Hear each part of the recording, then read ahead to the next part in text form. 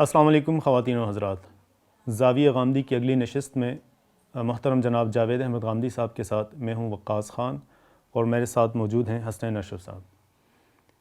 پچھلی نشستوں میں جب ہم علمیات کی گفتگو کر رہے تھے تو ہماری بحث اس نتیجے تک پہنچی تھی کہ علم کے 3 ذرائع ہیں جو کہ معروف ہیں کہ تجربہ و مشاہدہ، استقراء یا تعقل، قیاس، اور تیسرا اسٹیبلشڈ ہسٹری۔ محترم جناب جاوید احمد غامدی صاحب کا کہنا یہ تھا کہ قرآن کریم بھی اپنے معیار کے مطابق اس لائق ہے، اس قابل ہے کہ اس کو چوتھا ذریعہ علم مانا جائے۔ ہم آج کی اس نشست میں جاوید احمد غامدی صاحب کے اس دعویٰ کے بارے میں کچھ گفتگو کریں گے۔ خواتین و حضرات، قرآن کریم کے اوپر آج کی اس نشست میں جو سوالات اٹھائے جائیں گے وہ سوالات مستشرقین نے، مغربی مصنفین نے اور دنیا جہان کے اہل علم نے مختلف طرز سے، مختلف اسلوب سے، مختلف طریقوں سے اٹھائے ہیں۔ چنانچہ یہ ایک گزارش ہوگی کہ آج کی اس نشست میں جو سوالات اٹھائے جائیں گے ان کا مقصد ہرگز کسی طرح کی توہین یا قرآن کریم کے بارے میں کوئی غلط نقطہ نظر پیش کرنا نہیں ہے، بلکہ خارج سے غیر مسلم مفکرین کی جانب سے جو سوالات قرآن کریم کے اوپر اٹھائے گئے ہیں ان کو یہاں پر ذکر کیا جائے گا۔ تو شروع کرتے ہیں۔ چونکہ قرآن کریم کو جب زیر بحث لایا جاتا ہے تو اس کا مصدر سب سے پہلے زیر بحث لایا جاتا ہے۔ تو غامدی صاحب، آپ اپنے اس دعویٰ کے بارے میں کس طریقے سے بات شروع کرنا چاہیں گی؟ کیا میں نے جو بتایا کہ قرآن کریم چوتھا ذریعہ علم بن سکتا ہے، یہ آپ کا دعویٰ ہے، کیا میں نے درست بتایا یا اس بارے میں کچھ وضاحت کرنا چاہیں گے آپ؟ میں اس سے پہلے جو گفتگو آپ نے کی ہے اس کا خلاصہ کر دیتا ہوں تاکہ سننے والوں کو ربط کلام کے سمجھنے میں آسانی رہے۔ زیر بحث مسئلہ یہ تھا کہ جب ہم کسی چیز کے بارے میں کوئی رائے قائم کرتے ہیں، کوئی نقطہ نظر اختیار کرتے ہیں، دوسروں تک اس کا ابلاغ کرتے ہیں، تو وہ کیا چیزیں ہیں جن کی بنیاد پر ہم کوئی بات کہہ سکتے ہیں۔ دوسرے لفظوں میں یوں کہیے کہ ہمارے پاس بنائے استدلال بنانے کے لیے کیا چیزیں ہیں۔ اس میں نے یہ گزارش کی تھی کہ اگر آپ جائزہ لیں تو یہ بات بالکل واضح ہو جاتی ہے کہ سب سے پہلی چیز تجربہ اور مشاہدہ ہے۔ تجربہ اور مشاہدہ خارج کا بھی ہوتا ہے اور داخل کا بھی۔ یعنی میں جس طریقے سے اپنے حواس کے ذریعے سے خارجی دنیا کے ساتھ ربط پیدا کرتا ہوں، بالکل اسی طرح سے میں اپنے نفس کے ساتھ بھی ربط پیدا کرتا ہوں۔ میرے اندر کیا گزرتی ہے، میرے اندر کے احساسات کیا ہیں، میں کس نوعیت کا علم شعور کی عمر کو پہنچنے کے بعد اپنے اندر پاتا ہوں، میری اپنی معلومات کیا ہے، باہر کی دنیا سے جو کچھ مجھے ملا ہے اس کے ساتھ اس کا ربط کیسے پیدا ہوتا ہے، یہ سب کا سب تجربے اور مشاہدے ہی پر مبنی ہے۔ یعنی یہ لفظ میں نے بالکل اس مفہوم میں نہیں بولا جس طرح کہ عام طور پر محسوسات پر مبنی علم کے لیے بولا جاتا ہے۔ یعنی محسوسات وہ بھی ہیں کہ جو میری خارج کی دنیا سے متعلق ہوتے ہیں، وہ بھی ہیں جو میری داخلی دنیا سے متعلق ہوتے ہیں۔ اس کے بعد میں نے عرض کیا تھا کہ ہمیں عقل جیسی نعمت دی گئی ہے، چنانچہ جو مواد اس طریقے سے ملتا ہے، خواہ وہ ہمارے باطن میں ہو، خواہ وہ ہمارے ظاہر میں ہو، ہم ان کے باہمی ربط سے استنباط کرتے ہیں۔ عقلی استنباط کا طریقہ ہمارے ہاں مسلمہ طریقہ علم ہے۔ اس میں یہ زیر بحث نہیں ہے کہ کسی طریقہ علم میں کیا خامی رہ جاتی ہے، کیا کمزوری رہ جاتی ہے، یا کہاں ہم غلطی کھا سکتے ہیں، لیکن ہمارے ذرائع علم بہرحال یہی ہیں۔ کچھ اس کے بعد سے گفتگو ہوئی تھی جو کمی بیشی ہو جاتی ہے۔ جی ہاں، ظاہر ہے کہ اس پر مزید بھی آگے گفتگو ہو سکتی ہے۔ اس کے بعد جو چیز ہمارے پاس باقی رہتی ہے وہ تاریخ، مسلمہ تاریخ، جس کو میں اسٹیبلشڈ ہسٹری کہتا ہوں۔ یعنی تاریخ کا ایک حصہ وہ بھی ہوتا ہے، وہ بھی ذریعہ علم بنتا ہے جو اخبار احاد سے منتقل ہوتا ہے۔ یعنی اس میں کوئی آدمی کوئی قصہ سناتا ہے، کوئی کہانی سناتا ہے، کوئی واقعہ بیان کرتا ہے، کسی کے ساتھ اپنی گفتگو بتاتا ہے، لیکن ایک چیز مسلمہ تاریخ ہوتی ہے، اسٹیبلشڈ ہسٹری ہوتی ہے، جو ظاہر ہے کہ مستند ترین ذریعہ علم بن جاتی ہے۔ اس کی بنیاد پر ہم استشہاد بھی کرتے ہیں، دوسروں سے بات بھی کرتے ہیں۔ تو یہ 3 چیزیں تو دنیا بھر میں مانی جاتی ہیں۔ یعنی جہاں کہیں بھی آپ ذریعہ علم پر بات کریں گے یا علم پر بات کریں گے، یہ تینوں چیزیں زیر بحث آ جائیں گی۔ میں نے یہ عرض کیا تھا کہ ان تینوں میں سے جس کو آپ عقلی استنباط کہتے ہیں، جس طرح سے وہ بہت سی چیزوں کو ایک حقیقت بنا کے ہمارے سامنے پیش کر دیتا ہے، بالکل اسی طرح سے وہ ایک چوتھے ذریعہ علم کو وجود پذیر کرنے کا باعث بھی بن جاتا ہے، اور وہ قرآن مجید ہے۔ یعنی جب ہم مختلف چیزوں کا جائزہ لیتے ہیں تو معلوم ہوتا ہے کہ یہ بھی ایک بہت بڑی چیز ہے جو ہمارے پاس ایک عطیہ خداوندی کی حیثیت سے آ گئی ہے، اور ہمارے پاس وہ ذرائع موجود ہیں جن سے ہم اس کو ایک مستقل ذریعہ علم کے طور پر اسٹیبلش کر سکتے ہیں۔ اتنی بات اصل میں ہوئی تھی، اس میں یہ زیر بحث آ گیا تھا کہ پھر وہ کیا معیار ہے جس پر ہم اسے ذریعہ علم کے درجے تک لے جائیں گے۔ تو میں نے یہ گزارش کی تھی کہ وہ معیار ظاہر ہے یہی ہوگا کہ انسان سے اس کا صدور اور انسان سے ماورا کسی ذریعے سے اس کا صدور یہ فارغ ہو جائے، یعنی یہ متعین ہو جائے کہ انسان سے جب کسی چیز کا صدور ہوتا ہے تو ہم اس کو ایک انسانی شاہکار کہتے ہیں۔ انسانی شاہکار بھی وجود میں آتے رہتے ہیں، وہ شیکسپیئر وجود میں لے آئے گا، ملٹن وجود میں لے آئے گا، فردوسی لے آئے گا، حافظ لے آئے گا، اقبال لے آئے گا، یعنی وہ بھی وجود میں آتے رہتے ہیں۔ لیکن کیا فرق ہے کہ جو اس کو ایک مستقل ذریعہ علم بنا دیتا ہے؟ ظاہر ہے وہ فرق یہی ہوگا کہ اس کا صدور کسی اور ماورائی ہستی سے ہو جائے۔ ٹھیک ہے، یعنی آپ یہاں پہ یہ ڈسٹنگوش کر رہے ہیں کہ قرآن کریم اٹ سیلف یہ ثابت کرتا ہے یا مینیفیسٹ کرتا ہے کہ یہ انسانی کلام نہیں ہے یا انسان کی رسائی سے ماورا ہے، یعنی یہ ہم ازیوم کر رہے ہیں کہ انسان اس طرح کا کلام پیش نہیں کر سکتا۔ یعنی اگر ہم اس کو اسٹیبلش کرنے میں کامیاب ہو جاتے ہیں تو پھر یہ چوتھا ذریعہ علم بن جائے گا، ورنہ تو وہی ہوگا نا کہ اس کا ایک مصنف ہے، اس مصنف نے بھی اسی طرح اپنے تجربات اور مشاہدات بیان کیے ہیں، اس نے بھی اسی طریقے سے عقلی استنباط کے طریقے اختیار کیے ہیں، اس نے بھی اسی طریقے سے جیسے انسان کیا کرتا ہے تاریخی شواہد پیش کیے ہیں۔ تو اگر تو یہی صورتحال ہے تو پھر تو ظاہر ہے کہ ایک مستقل ذریعہ علم نہیں ہو سکتا، پھر یہ خود اس کا محتاج رہے گا کہ اس کی تصدیق تائید بھی کی جائے، جس طرح کہ ہم دوسرے ذرائع علم کے ذریعے سے حاصل ہونے والی معلومات کی کیا کرتے ہیں، پھر تو یہی ہوگا۔ لیکن اگر یہ معلوم ہو جائے کہ یہ اس نوعیت کی چیز نہیں ہے، کوئی ایک بھی خامی نکل آئی، کوئی این کتاب از آسمان دیگر است، یعنی صرف یہی نہیں کہ خامی نکل آئے بلکہ مثبت طور پر بھی یہ معلوم ہونا چاہیے کہ وہ کیا معیارات ہیں جن کی بنیاد پر ہم یہ بات کہہ سکتے ہیں۔ یعنی دونوں پہلوؤں سے جائزہ لینا پڑے گا، مثبت معیار کو بھی زیر بحث لانا پڑے گا، اور پھر اس کے بعد یہ بھی دیکھنا پڑے گا کہ کیا اس معیار میں کسی جگہ کوئی خلل تو نہیں ہے۔ جیسے کائنات کے بارے میں قرآن مجید یہ کہتا ہے کہ تم میری کائنات کو دیکھو، فرج البصر کرتین، دوبارہ نگاہ دوڑا کے دیکھ لو، ہل تری من فطور، تو وہاں پر بھی دعوے کی نوعیت یہی ہے، یہاں پر بھی یہی نوعیت ہے۔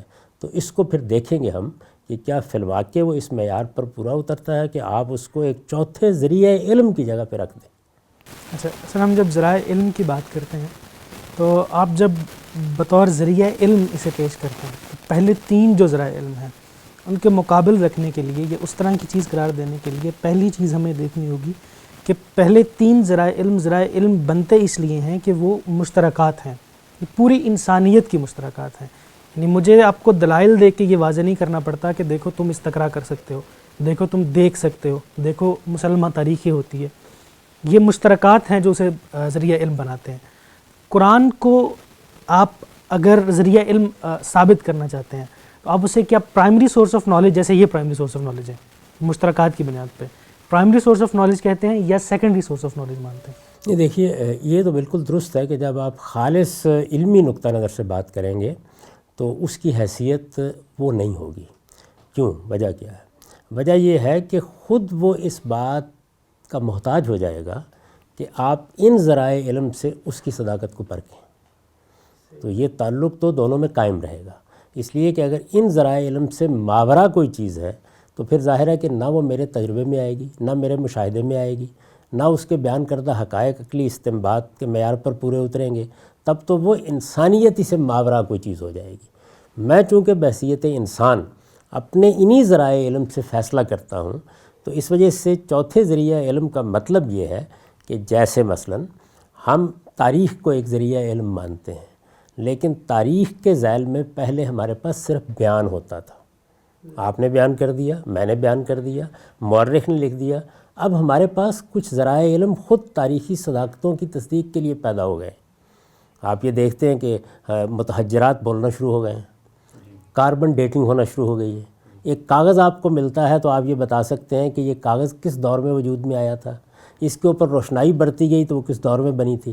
تو اس کا مطلب یہ ہے کہ آپ کے ذرائع علم میں اگرچہ یہ چیزیں ثانوی ہیں، لیکن بسا اوقات یہ اس سے اوپر اٹھ کر آپ کے ان پرائمری ذرائع علم جو آپ کو ہر انسان کو مشترک طور پر دیے گئے ہیں ان پر حکومت کرنے لگتی ہیں۔ خود سائنسی علم کی نوعیت یہی ہے، یعنی اگرچہ وہ مبنی تجربے اور مشاہدے پر ہوتا ہے، لیکن بعض ایسی صداقتوں کو وجود میں لانے میں کامیاب ہو جاتا ہے کہ ہم اپنے تجربے اور مشاہدے کی اس کے ذریعے سے تردید یا تصدیق کر رہے ہوتے ہیں۔ تو بالکل اسی طریقے سے تو میں نے جب اس کو چوتھا ذریعہ علم کہا تو اس کا مطلب کیا ہے؟ اس کا مطلب یہ ہے کہ میرے وہ تینوں ذرائع علم ہی ہیں جو اس کی دریافت کا باعث بنتے ہیں، لیکن اس کے بعد وہ میری معلومات پر حکومت کرنا شروع کر دیتا ہے۔ ٹھیک ہے، لیکن سیکنڈری سورس آف نالج ہمیں اصولی مقدمات دے سکتا ہے؟ میں نے ابھی سائنس کی مثال دی، میں نے ابھی آپ کے سامنے بعض سائنسی تحقیقات اور اس کے نتائج کو رکھا، یعنی وہاں پر بھی اصل تو تجربہ اور مشاہدہ ہی ہے، لیکن اس نے کیا کیا؟ اس نے ہمارے سامنے بعض ایسی چیزوں کو متحقق کر کے پیش کر دیا کہ اب تجربہ اور مشاہدہ بعض دوسرے پہلوؤں سے خود اس کا محتاج ہو کے رہ جاتا ہے، اپنی تصدیق اس سے ڈھونڈتا ہے۔ یعنی جب یہ بات واضح ہو گئی کہ ہمارا آفتاب اتنا بڑا ہے کہ زمین اس کے مقابلے میں ایک ذرہ ناچیز ہے، تو ہمارے تجربے اور مشاہدے میں آنے والے آفتاب سے متعلق ہمارے تاثر کی اب ہمارا یہ علم تردید یا تصدیق کر رہا ہے۔ تو اس لیے ذریعہ علم ہونے کا مطلب یہ ہے کہ جس طرح مجھے اپنے تجربے اور مشاہدے سے معلومات حاصل ہو جاتی ہیں، جس طرح میں استقراء کے نتیجے میں یا استنباط کے نتیجے میں بعض نتائج نکال لیتا ہوں، جس طرح میرے پاس ایک تاریخی علم آ جاتا ہے تو میں بعض اپنے توہمات تک کی اس سے تردید کر لیتا ہوں، تو اس طرح ایک چوتھا ذریعہ علم میرے پاس خدا کا کلام آ گیا ہے۔ یعنی اگر یہ خدا کی بات ہے تو پھر ہر حال میں یہ چوتھا ذریعہ علم ہے، اور اگر آپ ترتیب پلٹ دیں تو پہلے تینوں ذرائع سے برتر ذریعہ علم وجود میں آ جاتا ہے۔ ٹھیک ہے، یعنی اس کے کیونکہ ان تینوں میں میں استنباط کر رہا تھا، میں دیکھ رہا تھا، میرا تجربہ تھا، اور یہاں کیا ہے؟ خود اس کائنات کا خالق اور پروردگار علم دے رہا ہے۔ یہ ایک الجھن ہے۔ دیکھیں، ہائر فیکلٹی جب آپ کو علم دیتی ہے تو اس کے لیے کیا آپ کو ضروری نہیں لگتا کہ یہ ان تین سے ماورا ہو کے اوپر کھڑا ہونا چاہیے؟ یہ سیکنڈری پہ کھڑا ہے، اور پھر اگر ہم زیادہ تنقید کریں تو لگتا ہے کہ بعض اوقات انہیں اسے پرائمری کی حکومت بھی ماننی پڑتی ہے۔ دیکھیے، دونوں پہلو کام کرتے رہتے ہیں۔ یعنی میں جب باہر کھڑا ہوتا ہوں تو میں اس کا خود جائزہ انہی چیزوں کی روشنی میں لوں گا، یعنی میرا وہی تجربہ اور مشاہدہ، میری وہی استنباط کی صلاحیت، میرے وہی تاریخی حقائق کا علم، انہی کی روشنی میں لوں گا۔ لیکن جیسے ہی یہ اپنی اس حیثیت کو منوا لے گا تو اس کے بعد میرے ان تمام ذرائع سے حاصل ہونے والے نتائج پر حکومت قائم کرنا شروع کر دے گا۔ یعنی اب گویا جواب میں یہ کہا جائے گا کہ چونکہ یہ اللہ کی دی ہوئی کتاب ہے، اس وجہ سے اس کا ورڈکٹ میرے لیے ایک قطعی حقیقت بن گیا ہے۔ سر، یہ تو وہ عقل و نقل کے تعارض والی بات آ گئی کہ جہاں پر ایک بڑی تعداد میں مفکرین کا خیال یہ ہے کہ ہمیشہ نقل جو ہے وہ عقل پر حاوی رہے گا، جیسے آپ بھی کہہ رہے ہیں کہ بھی وہ حکومت کرے گا۔ مثلا اس کی میں ایک مثال سے وضاحت کرنا چاہوں گا کہ میرے پاس میرے تجربے اور مشاہدے یا تتبع و تفحص کے نتیجے میں مجھے کچھ چیزوں کا پتہ چلا کہ وہ ایسی نہیں ہوتی جیسا قرآن میں بیان ہوئی ہیں یا کسی بھی کلام خداوندی کے اندر بیان ہوئی ہیں۔ تو آپ کے جو بات سے میں سمجھا ہوں وہ یہ ہے کہ اس سے، قرآن سے، کلام خداوندی سے جو چیز سامنے آئے گی اس کی بنیاد پر میں اپنے تجربے مشاہدے کو پس پش رکھوں گا، یا اس کے اندر مجھے جو ہے نا کوئی ڈاواں ڈول قسم کا اعتماد رکھنا پڑے گا، لیکن اس پر نہیں۔ لیکن بہت سارے لوگ یہ بھی کہتے ہیں کہ نہیں، اس کی وجہ سے ریفیوٹیبل نہیں ہو سکتا۔ تو کیا یہ آپ یہی بات کہہ رہے ہیں کہ بھئی نقل کی بنیاد پر عقل یا تجربہ یا مشاہدے کی جو چیزیں ہیں اس کو ہم قابل مواخذہ کم از کم ماننا شروع کر دیں؟ اس جگہ پہ چلے جائیے جہاں ہم نے تینوں ذرائع علم کو دیکھا۔ تجربہ اور مشاہدہ ایک بڑا ذریعہ علم ہے۔ آپ غور کر کے دیکھیں تو عقل کے لیے جو مواد فراہم ہوتا ہے وہ تجربے اور مشاہدے سے ہوتا ہے، تمام ڈیٹا وہیں سے ملتا ہے۔ لیکن جیسے ہی عقل کام کرنا شروع کرتی ہے تو اپنے نتائج کے لحاظ سے خود میرے تجربے اور مشاہدے کی اصلاح کرنا شروع کر دیتی ہے۔ اس وجہ سے یہ جو عقل و نقل کے تعارض کی بحث ہے یہ صحیح خطوط پر میرے نزدیک ہوئی نہیں۔ میں طالب علمانہ طریقے پر یہ توجہ دلاؤں گا کہ ایسا نہیں ہوتا جس طرح کہ عام طور پر سمجھا جاتا ہے۔ عقل بڑی غیر معمولی چیز ہے، وہ کرتی کیا ہے، وہ جدھر سے بھی آپ اس کو مواد دیں گے اس کی تصدیق یا تائید کرنے کا کام آپ سے آپ کرنا شروع کر دیتی ہے۔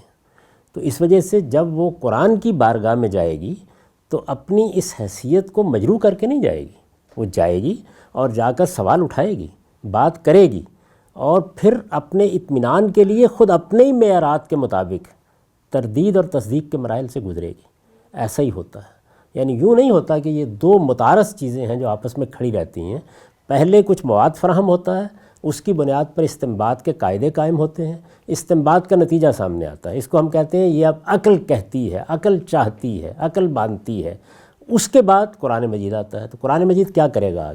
قرآن مجید آ کے یا تو بالکل ٹھیک جو کچھ عقل چاہتی ہے وہی بیان کر دے گا، یا اس سے ماورا کوئی چیز بیان کرے گا تو عقل کو مہمیز دے گا کہ وہ انہی مقدمات کی بنیاد پر اب اس نئے ڈیٹا پر بھی غور کرے۔ لیکن الٹا دیکھیں، سائنس میں بھی آپ کو یہ جو پرائمری سورس آف نالج ہے، یہ اگر بعض اوقات سائنس اس پہ بھی آ کے کھڑی ہو جاتی ہے، لیکن یہ آپ کو اجازت دیتی ہے کہ پرائمری سورس آف نالج سے اگر آپ کے سامنے کوئی چیز آ گئی اور آپ نے اسے ٹیسٹ کر لیا تو اس کے بعد یہ جو بڑا کثر اوپر کھڑا ہوا ہے آپ اسے بالکل ختم کر سکتے ہیں۔ ایسا ہی ہے بالکل، یعنی تو کیا آپ یہ اس میں بھی مانتے ہیں؟ وہ دیکھیے ہر جگہ پہ ہوگا، یعنی اگر کوئی آدمی، یعنی ماننے والوں کو تھوڑی دیر کے لیے الگ رکھ لیجئے نا، جی، یعنی وہ تو اللہ کی کتاب سمجھ ہی رہے ہیں، لیکن جو عام آدمی ہے، عام آدمی سے میری مراد یہ ہے کہ جس کو آپ یہ نہیں کہتے کہ اس نے اب اس کو قبول کر لیا ہے، وہ تو ایسے ہی کام کرے گا، وہ اپنی عقل کو معطل کرنے کے لیے تیار نہیں ہوگا۔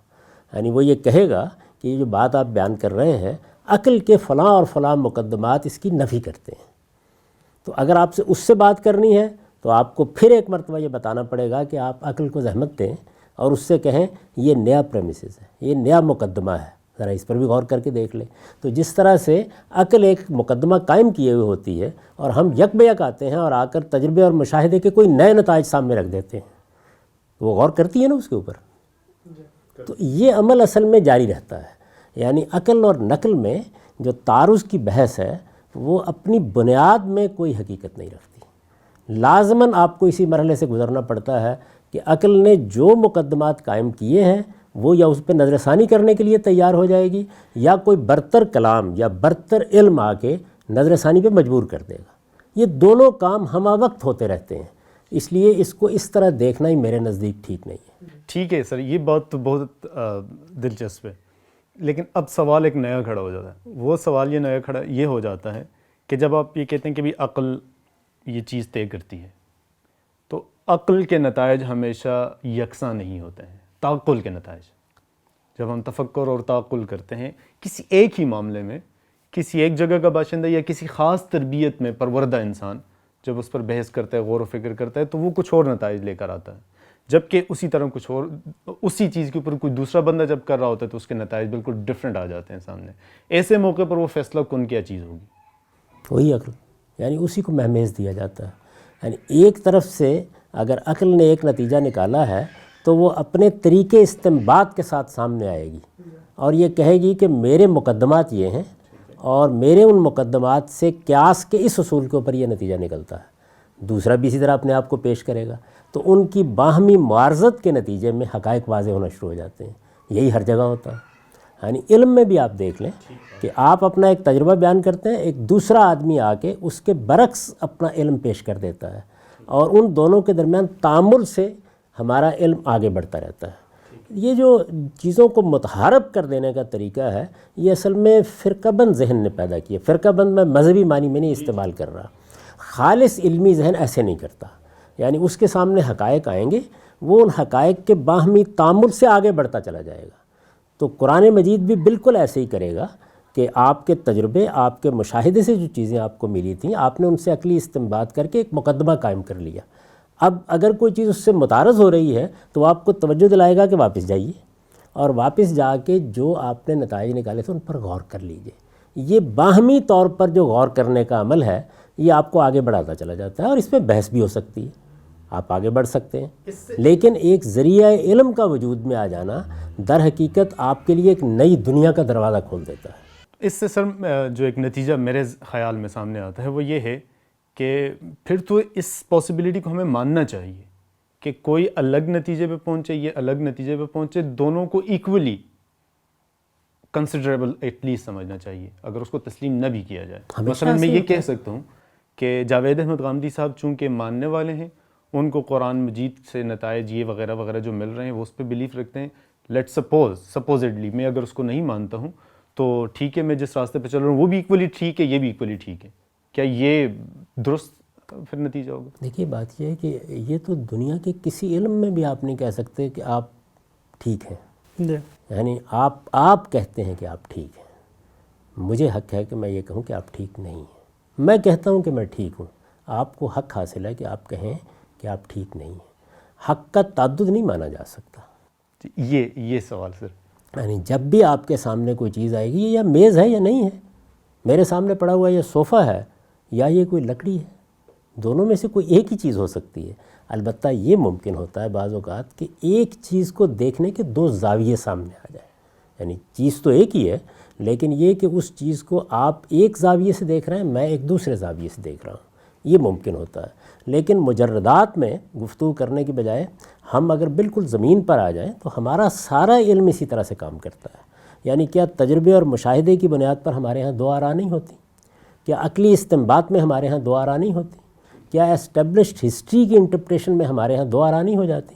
تو دو آراء کا ہو جانا حق کو متعدد نہیں کر دیتا، بلکہ ہمارے لیے مکالمے کا ایک دروازہ کھولتا ہے۔ اس کا مطلب یہ ہے کہ سوچنے سمجھنے والے لوگ چیزوں کو دیکھ رہے ہیں اور دیکھ کر ایک مختلف نتیجے تک پہنچ گئے ہیں، اب ان کے درمیان علم کے حصول کی جدوجہد شروع ہوتی ہے۔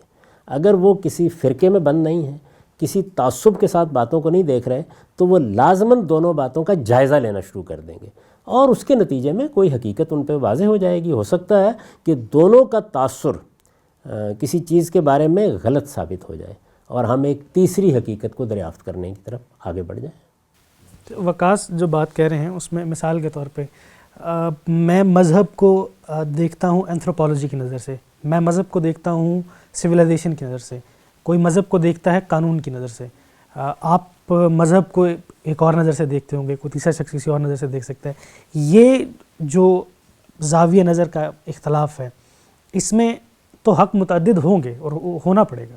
نہیں، آپ جس زاویہ نظر سے بھی دیکھتے ہیں اس پہ یہ بحث ہوگی کہ وہ زاویہ نظر درست ہے یا نہیں۔ یہی بحث اس وقت ہمارے ہاں پچھلی کئی نشستوں سے اس جگہ پہنچ گئی ہے۔ جب ہم کہتے ہیں قرآن ایک چوتھا ذریعہ علم ہے تو اس کا مطلب یہ ہے کہ آپ نے پہلے تین ذرائع علم کو استعمال کر کے قرآن مجید کی یہ حیثیت متعین کرنی ہے۔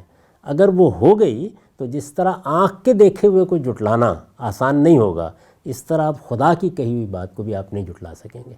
یعنی وہ اب اپنی الگ حیثیت منوا لے گی کہ یہ میں خدا کی طرف سے کہی ہوئی بات ہوں۔ چوتھا ذریعہ علم تو کہنا ہی نہیں چاہیے نا۔ آپ جب چوتھا ذریعہ علم کہتے ہیں تو اس کا مطلب یہ ہے کہ جانچنے پرکھنے کے بعد ہم نے دو کی بجائے ایک تیسری آنکھ دریافت کر لی ہے، اس کو بھی اب دیکھنے کا حق ہے۔ وہ اپنی انڈیپینڈنٹ مستقل بذات حیثیت منوا لے گی۔ یہ اس کا مطلب نہیں ہے کہ میں اس کے مقابل میں عقل کو معطل کر دوں گا۔ یہ مستقل بذات والی بات آپ نے اپنے پھر کی معذرت میں آپ کی بات کاٹ رہا ہوں، جو پہلے ذرائع علم ہیں ان کے ذریعے جو علم ہمیں آ رہا ہے اور وہ پھر علم دوبارہ اس کثر کے اوپر بھی کھڑا ہو جاتا ہے اور ان پہ بطور حکم بھی کھڑا ہو جاتا ہے، یہ مستقل ہے۔ یہ جو قرآن مجید ہے 1400 سال کے پاس ہمارے پاس ایک ٹیکسٹ ہے جس کے ذریعے ہم چیز، یعنی جو اگر تو آپ صرف اس ٹیکسٹ کو ذریعہ علم مانتے ہیں تو بات ٹھیک ہے، لیکن اگر جس میڈیم سے یہ ذریعہ علم آ رہا ہے وہ مستقل نہیں ہے، وہ ایک وقت پہ آ کے ختم ہو گیا اور اب ہمیں اسے قبول کرنا پڑ رہا ہے کہ بس ہمارے پاس یہی ہے، اسے آگے ہم نہیں جا سکتے، میں اسی تو پہ ٹیکسٹ کی بات کر رہا ہوں۔ یعنی مستقل ذریعہ علم تو وہی تھی، وہ ایک لمبے عرصے تک جاری رہی، لیکن وہ میری بحث کا موضوع نہیں ہے، اس لیے کہ میں نہیں جانتا کہ وہی کیا چیز ہوتی ہے، مجھے نہیں معلوم کہ وہ کیسے آتی ہے۔ میرے سامنے تو اس کا تجربہ بیان کیا گیا ہے، یعنی محمد الرسول اللہ صلی اللہ علیہ وسلم نے بیان کیا یا اس سے پہلے پیغمبروں نے بیان کیا، یہ ان کا ایک ذاتی تجربہ ہے، ان کا تو وہ تجربہ ہے، لیکن میرے لیے وہ ابلاغ کا کوئی ذریعہ نہیں رکھتا، سوائے اس کے کہ اس کا پروڈکٹ کیا ہے، اس سے نتیجہ کیا نکلا ہے، وہ قرآن مجید کی صورت میں موجود ہے۔ اس لیے میں نے یہ نہیں کہا کہ چوتھا ذریعہ علم وہی ہے، میں نے یہ کہا ہے قرآن مجید ہے۔ یعنی اس وقت ہمارے پاس قیامت تک کے لیے ایک ہی کتاب ہے جو مستند ترین ذریعہ علم کی حیثیت رکھتی ہے اللہ تعالیٰ کی نسبت سے. لیکن وہ کنٹینیوٹی نہیں ہے نا اس کے اندر. مثال کے طور پہ میرا مشاہدہ انسانیت کا مشاہدہ پہلے دن سے جاری ہے اور آخر تک جاری رہے گا. ہم استقرا کرتے رہے، ہم کرتے رہیں گے. ہمارے پاس تاریخ ہماری موجود ہے، ہم اسے پرزرو کر رہے ہیں، اس پہ غور و فکر کر رہے ہیں، وہ ہم کرتے رہیں گے. لیکن یہ جو ہے وہ ایک ٹیکسٹ ہے بس ہمارے پاس، کنٹینیوٹی نہیں ہے ہمارے پاس. اس سے کوئی فرق نہیں پڑتا. یعنی ہمارے پاس کائنات ہے، یعنی یہ ذریعہ علم ماننے میں ایک مشکل ہے. میں نہیں، دیکھیے بات یہ ہے کہ اس سے تو صرف ذریعہ علم کی نوعیت مختلف ہو گئی. یعنی اس سے کوئی فرق نہیں پڑا. اگر فرض کیجئے کہ آپ کو تاریخ کی ایک کتاب مل گئی اور یہ کتاب آپ کے پاس مثال کے طور پر آج سے 15 صدی پہلے کی لکھی ہوئی ہے، اس کا استناد ثابت ہو گیا، یہ معلوم ہو گیا کہ یہ کتاب اسی زمانے کے اس شخص نے لکھی ہے، وہ فلاں اور فلاں ہے، تو اب وہ کتاب تو آگے نہیں جاری رہے گی لیکن وہ ذریعہ علم بن گئی. اسی طریقے سے آپ کو مثال کے طور پر کہیں سے فوسلز مل گئے، متحجرات مل گئے، ان کی بنیاد کے اوپر آپ نے اپنی تحقیق شروع کر دی. ایک نتیجہ نکالا، دوسرا نکالا، تیسرا نکالا، نتیجے پر نتیجے نکلتے چلے گئے. یعنی آپ پہلے اس پوزیشن میں تھے کہ آپ یہ جان سکیں کس زمانے کے تھے، اب آپ اس پوزیشن میں بھی آ گئے کہ آپ یہ جان سکیں کہ ان کا جینیاتی کوڈ کیا ہے. آپ یہ بھی جان سکیں کہ یہ فلاں جگہ سے آئے ہیں یا فلاں جگہ تک جائیں گے یا اس میں فلاں فلاں مراحل گزر چکے ہیں. تو اصل میں آپ کے پاس ایک چیز ایسی آ گئی کہ جو آپ کے علم میں اضافہ کرتی چلی جاتی ہے. تو اپنی ذات میں وہ علم کا ذریعہ بن گئی ہے. تو کیٹیگری کے لحاظ سے ہم اس کو اگرچہ الگ کر رہے ہیں لیکن اس کے ساتھ ہمارا اسی نوعیت کا تعامل جاری ہے، انٹریکشن ویسے جاری ہے. یعنی وہی تجربہ، وہی مشاہدہ، وہی عقلی استدلال جس کی قوت میرے پاس موجود ہے، وہی تاریخی حقائق جو ملتے رہتے ہیں، وہ بار بار ہمیں اس کی مراجعت کی طرف لے جاتے ہیں اور نئے حقائق سامنے آتے رہتے ہیں. تو کنٹینیوٹی اور تسلسل وہاں بھی واقع ہو جاتا ہے. یہ کام تاریخ کی کتاب کے ساتھ نہیں ہوگا نا. اس کے اندر جو چیزیں موجود ہیں، یعنی کسی شخص کی اگر کہانی ہے یا قصہ ہے یا دیومالا ہے، وہ چیزیں اس کے اندر موجود ہیں. میں بار بار جا کے اس دیومالا سے نئی چیزیں اخذ نہیں کر سکتا. لیکن یہاں پہ یہ کام بار بار جاری ہے. اس کی جو پوسٹ ہاک ایکسپلینیشن ہے وہ بار بار ہو رہی ہے. تو اس صورت میں آپ اسے ذریعہ علم کیسے مانتے ہیں؟ یہ دیکھیے ذریعہ علم تو وہ ہے. آپ یہ کہہ سکتے ہیں کہ ذریعہ علم کی نوعیت کیا ہے. یعنی وہاں سے میرا جو علم حاصل ہوتا ہے کیا وہ ایک ہی بار میرے لیے ایک حتمی چیز بن جاتا ہے یا میں بار بار مراجعت کر کے نئے نئے حقائق دریافت کرتا رہتا ہوں. میں نے ابھی فاسلز کی مثال دی، یعنی وہاں پر بھی میری مراجعت نتائج میں تبدیلی پیدا کرتی چلی جاتی ہے. تو یہ تو کسی ذریعہ علم کی نوعیت کا معاملہ ہوا. ذریعہ علم تو بن گیا. یہ عرض کر رہا ہوں کہ مثال کے طور پہ ایک فاسل ہے میرے پاس، وہ فاسل اس پہ جتنی ریڈنگ ہوگی پیلیونٹولوجسٹ کام کریں گے، سب کچھ کرنے کے بعد اسے اٹھائیں گے، پیک کر کے ایک جگہ رکھ دیں گے اور بتا دیں گے کہ ہمارے تجربات اور مشاہدات یہ بات کہتے ہیں، انٹل انلیس جو ہے وہ اس کی غلطی واضح ہو جائے. لیکن اس قرآن مجید کے معاملے میں یہ کام 1400 سال سے چلا آ رہا ہے، مستقل چلا آ رہا ہے. تو اس کی نوعیت کے لحاظ سے بھی یہ پھر اپنی نوع میں بھی منفرد چیز ہے، کوئی دوسری یعنی اس کے. ان تینوں ذرائع علم کی طرف چلے جائیے جن کی بنیاد پر آپ یہ بات کہہ رہے ہیں. میں تجربہ اور مشاہدہ کرتا ہوں کس کا؟ خارج میں پڑی ہوئی کائنات کا، داخل میں پڑے ہوئے نفس کا. وہاں سے بھی میری معلومات میں تبدیلی آتی چلی جاتی ہے.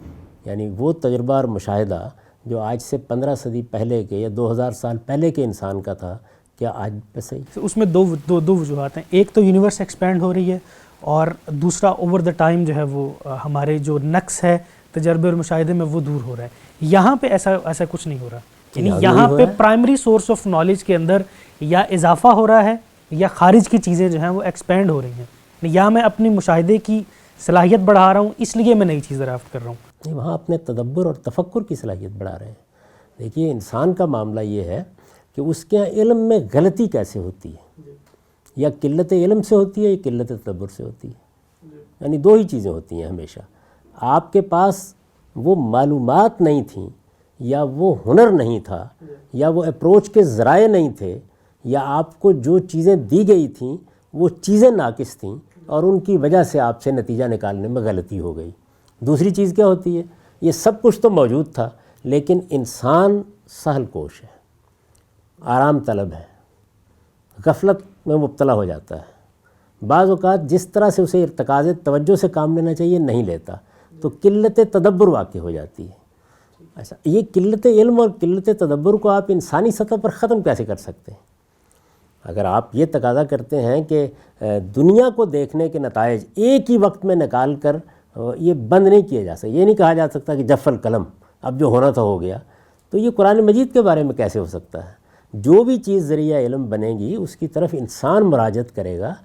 کیوں مراجعت کرے گا؟ اس لیے کہ اس سے پہلے جنہوں نے مراجعت کی ہے کہیں ان کی قلت علم یا ان کی قلت تدبر نے غلطی تو نہیں کھا لی، یہ تو رہے گا سلسلہ جاری۔ اس میں جو دوسرا فیکٹر ہے باہر، یعنی جو چونکہ اس میں بہت ساری چیزیں سوشیالوجی سے متعلق ہیں، سوشل سائنس سے متعلق ہیں، چونکہ اس میں تبدیلی آ رہی ہے تو شاید اس وجہ سے اس میں جو غلطی کا امکان بار بار واضح ہو رہا ہے۔ اس پر بھی میں تھوڑی سی گفتگو کر دوں۔ دیکھیے بات یہ ہوتی ہے کہ بعض اوقات خارج میں ملنے والی معلومات مجھے متوجہ کرنے کا باعث بنتی ہیں، میں نے اس سے پہلے اس چیز پر اس طرح غور ہی نہیں کیا ہوتا۔ جن لوگوں کو دنیا میں کوئی علمی کام کرنے کا موقع ملا ہے یا کچھ چیزوں کو پڑھنے کا موقع ملا ہے یا کچھ چیزوں پر تدبر کرنے کا موقع ملا ہے، وہ جانتے ہیں کہ ہم ایک پوری کتاب اٹھاتے ہیں، شاعری کی، ادب کی، تاریخ کی، پڑھ جاتے ہیں عمومی مطالعے میں، بعض چیزوں کی طرف توجہ ہی نہیں ہوتی۔